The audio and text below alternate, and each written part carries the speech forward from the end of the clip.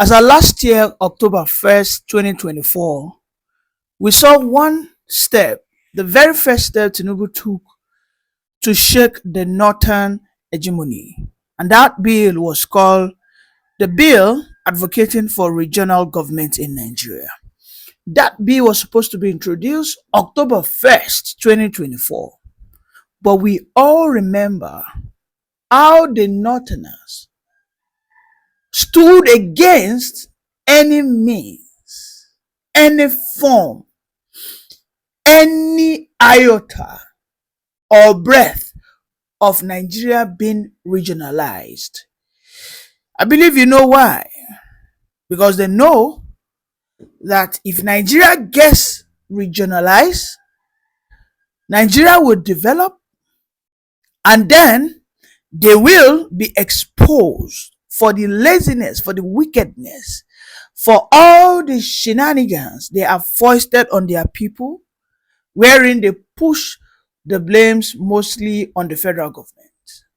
We all agree that the North are the clog in the wheel of Nigerian progress. We all know that the Northerners, the Fulani, oligarchs, do not want what we call decentralization of powers. So they succeeded back then, because we later found out that the senator who was pushing for that regional bill, who is from Kogi, the Middle Belt, all right, he came out and said, well, this is not my handwork. He had to apologize, and then they quietly withdrew that bill. But in the last 3 days, we have seen so many bills, about 32 to 40 amendments that the President Tinubu's and his cohorts in the Senate and House of Reps have been pushing. Yes, I understand that they have pushed a bill for indigenship, wherein if you have used 10 years in a particular area, you will now become the citizen, or if you marry a daughter or a son of that soil, so by marriage you become a citizen. That has been, argued, and it is labeled controversial. But another bill that people have now seen that yes, if this one enter, everybody will become batified. If this bill enter, whether you're an Igbo man or whether you're a Middle Beltan, or whether you are a Yoruba boss, whether you are a Pito obedient Yoruba, that's the word.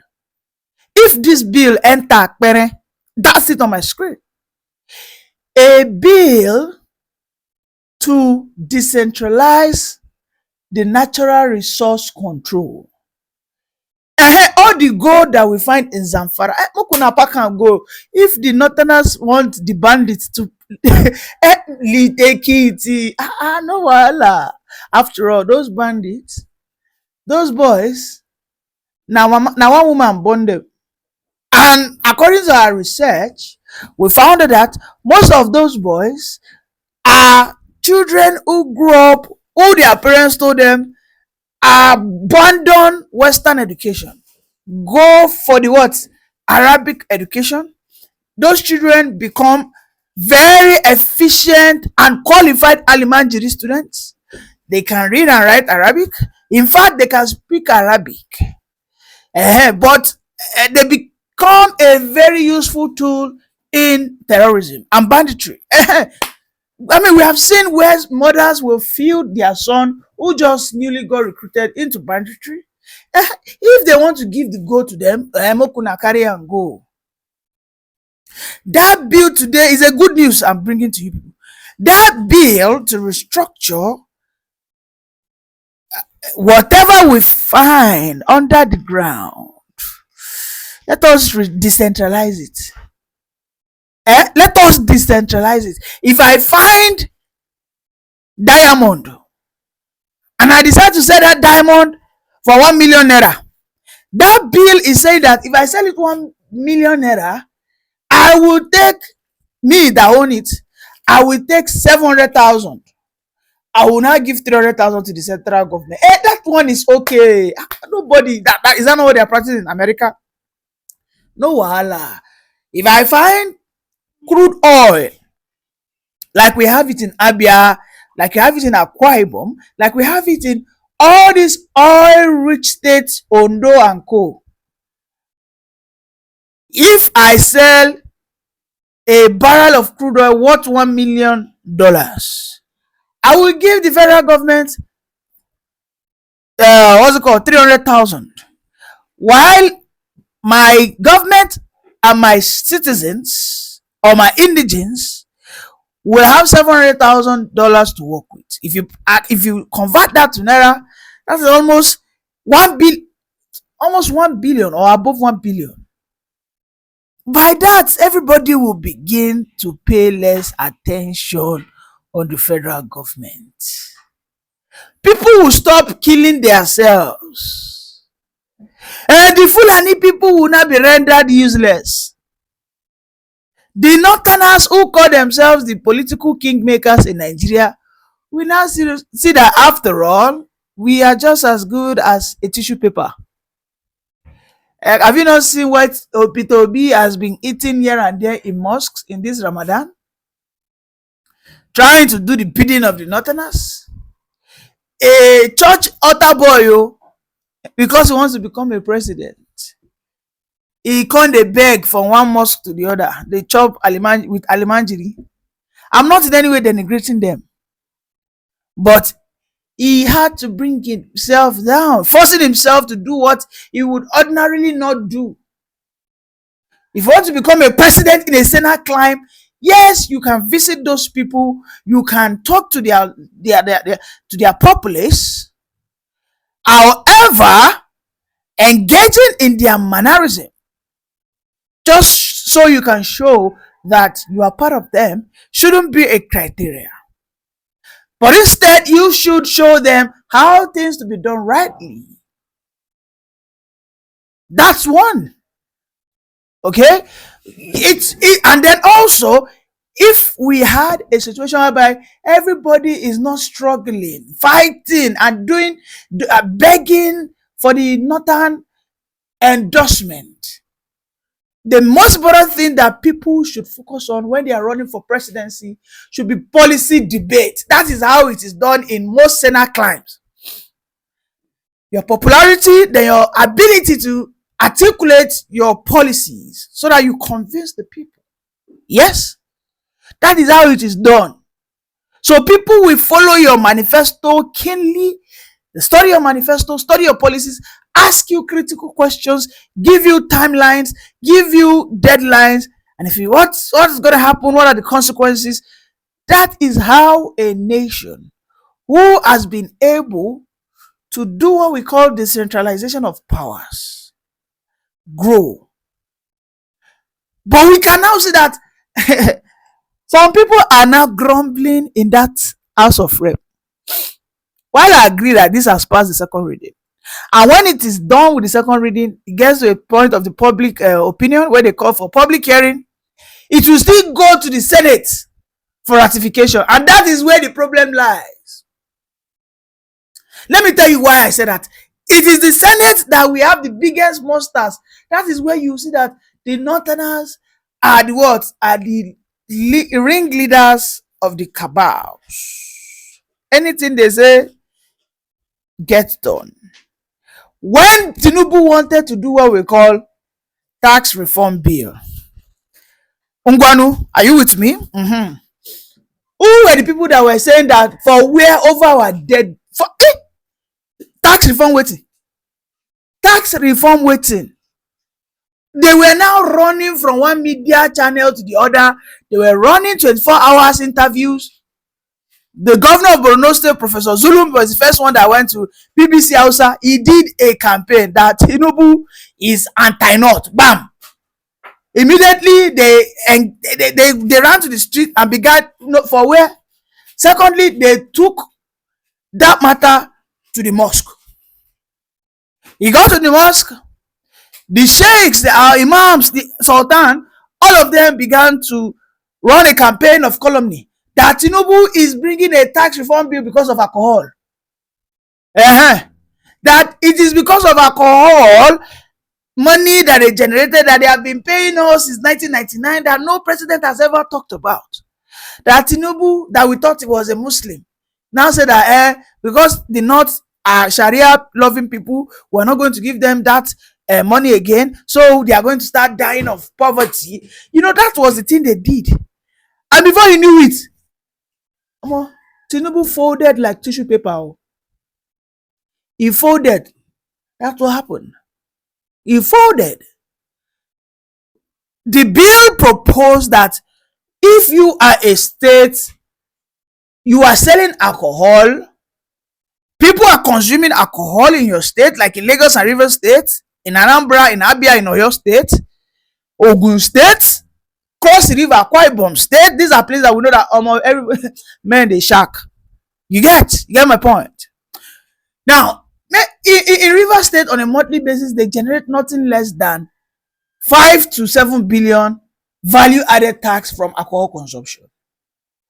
So in that bill, they said that 60% of that 5 to 7 billion, which will sum up to around 4 billion, they should retain it for Rivers State. Take now, you will get them because you are the one that derived this. Your people are the one consuming it.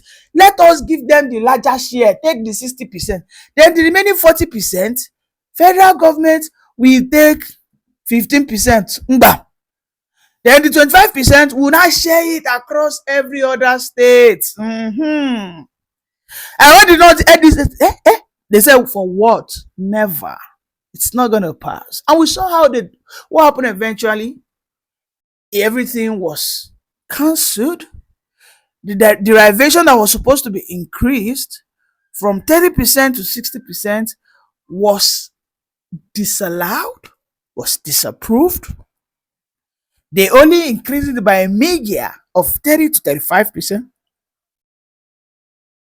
And then that 35% that they added to the derivation, they still now went to add it another 5% in population because they know, according to their data report, that the North has a larger population. So I give you with my left hand, I correlate with my right hand. That was what they did with the tax reform bill. However, Tinubu saw all the gimmicks. Okay? He saw all the gimmicks. And now they said, let us distract them by giving them a bill that will take away the eyes of the Northerners, the Fulanis. That in that bill that will distract them will be the bill of indigenship, wherein a Fulani man can become a Lagosian. All you have to do is stay there for 10 years or look for one Lagos babe, marry am, give am belle, Sefini, you become an indigent. However, on the other side, in that bill, include what we call resource control. After resource control, what do you think is going to follow? State policing. And then I repeat, whether you are an Igbo man, you never loved Tinubu, I am not telling you to support Tinubu for 2027. Umbanu, I am telling you to support this agenda of ease to restructure. Because if it does, when you have the capacity to generate more funds from the resource that you dig out from your soil, okay, when we find anything under your soil, whether be it gold, tin ore, crude oil, bauxite, lithium, anything that we find, you will have a larger proportional share in it. Then you can decide to develop your seaport. Government, governors, local governors, private investors can decide to build seaport. Is that not why the Igbos have been clamoring to become the federal government? Because they say there is no money. So they believe when they get to the center, they can use the central pause to influence the building of seaport in maybe Calabar or in One or in Delta. So you have to just have this clear understanding that, well, even though I never supported this man who is operating like a devil, because this man has impoverished the people, but of what benefit will this be if this man actually succeeds, if his APC stalwarts in the House of Reps successfully push what we call the resource control? Of what benefit will it be to me and my people? On a larger scale and on the long run, will it benefit my people? Will it enrich my people? So for that reason, should I still hold on to the grudge I have against Tinubu, having that belief that he stole the mandate of Peter Obi? If Peter Obi was there, would he have this capacity and courage to be shaking the northerners, shaking their pillars? Because the grip they have on Nigerians as a whole is because we still practice what we call unitary system of government. Yes, a unitary system of government is a government whereby they know that for anything to happen, they would bring it to Senate. Then they can now collectively plan and do what? Connive against any means, any form of progress. When we talk about local government autonomy, when we talk about state policing, when we talk about let us have more states in the southeast, let us have more states, let us have a change in our VAT sharing formula, let us have a change in our educational system, let us have a change in so many things. They will say no. And when I started taking Tinubu seriously about this restructuring was when he made Christopher Musa the chief of the first staff. Follow me, don't leave for one bit.